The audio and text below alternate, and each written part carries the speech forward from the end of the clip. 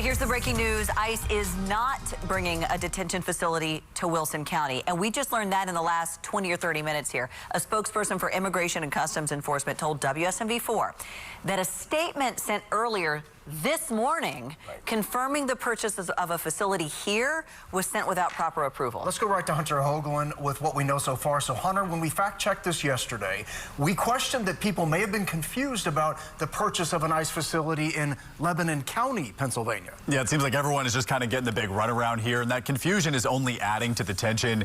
Yesterday, as y'all mentioned, an ICE spokesperson would not give us any information about a facility, citing a campaign of violence against ICE agents.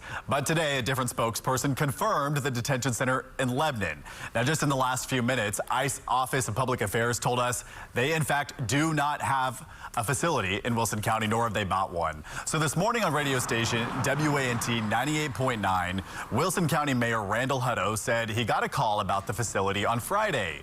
There was some confusion about it possibly being in Lebanon County, Pennsylvania. He said, though, no one in the mayor's office could find out anything about it.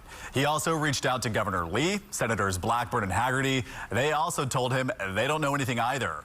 Wilson County's mayor says these rumors have caused a lot of unrest in his community. Tonight, though, the county commission is meeting. We expect a lot of people to bring this up in that public comment period. We will be there and make sure to let you know what happens. Guys, over to you. Okay, thank you, Hunter.